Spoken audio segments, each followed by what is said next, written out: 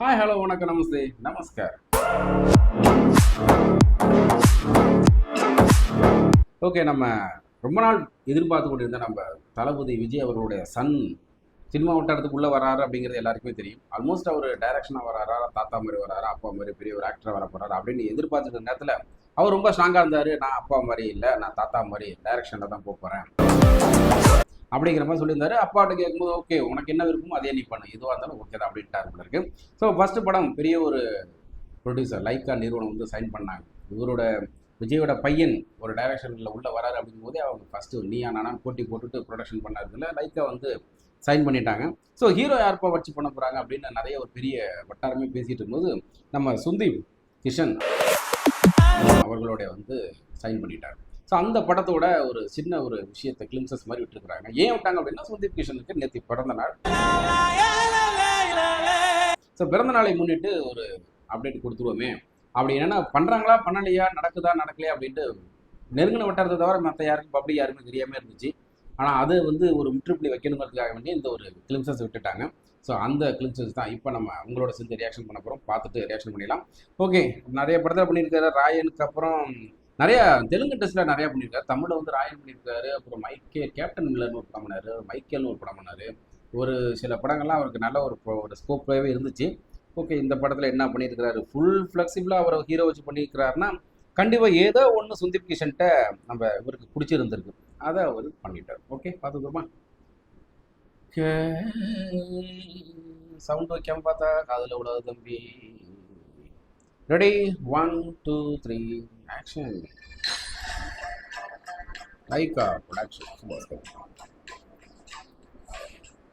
Jason Sanjay. Hi,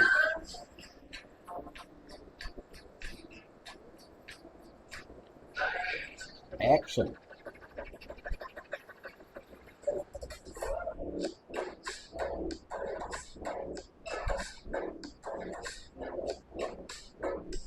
அவர் attitude எல்லாமே நம்ம தளபதி மாதிரி தான் இருக்குல்ல, சஞ்சயோட ஆட்டிடியூட்.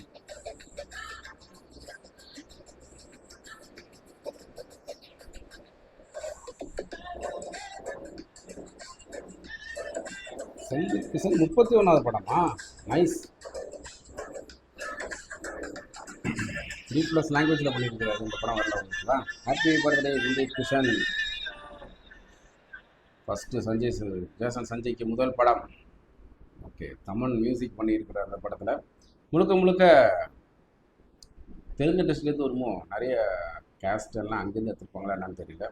தமனை தூக்கி இருக்கிறாரு, சஞ்சீவ் கிஷனை வச்சு பண்ணுறாரு.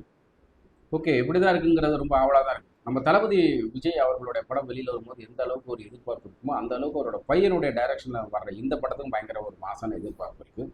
ஸோ அது மறுக்கவே முடியாது இல்லையா? ஏன்னா நிறைய இதில் பார்க்கும்போது இவர் வந்து எனக்கு தளபதியை வந்து நான் அந்த பூவி உனக்காக அந்த இதில் அந்த மாதிரி சில விஷயம்லாம் பார்க்கும்போது மேபி அந்த ஒரு சாயல் தெரியுது. அவரை பார்க்க நிற்கிறது போகிறது வர்றது எல்லாமே நம்ம தளபதி விஜய் கேட்டிங்கன்னா அவங்க பையன் ஆஃபீஷியல் அப்படி தான் இருக்க முடியும்.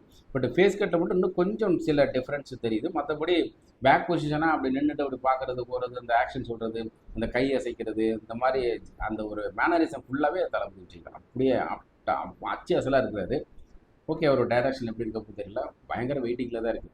ஸோ என்ன தான் வந்து சந்தீப் கிஷன் அங்கே ஹீரோவாக பண்ணுறாரு, அவரும் படத்தை பார்க்குறோமா அப்படிங்கிறத தாண்டி ஒரு டைரக்ஷன் இவரோட பையன் டைரக்ஷன் பண்ணுறாரு. அப்போ அது எப்படி இருக்கும் அப்படின்னு பார்க்குறதுக்கு பயங்கர ஆர்வமாக இருக்குது. அதில் நானும் ஒருவன் தான்.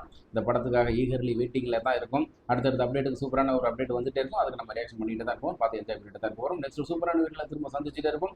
எந்த வீடியோக்கான ரியாக்ஷன் உங்களுக்கு பிடிச்சிருந்துச்சு அப்படின்னா மறக்காம லைக் பண்ணி, ஷேர் பண்ணி, கமெண்ட் பண்ணி, சப்ஸ்கிரைப் பண்ணி பெல் ஐக்கனை ப்ரெஸ் பண்ணி வச்சிங்க. நான் போகிற ஒவ்வொரு வீடியோ நோட்டிஃபிகேஷன் வந்துட்டே இருக்கும். பார்த்து என்ஜாய் பண்ணிட்டே இருக்கலாம். பாய்.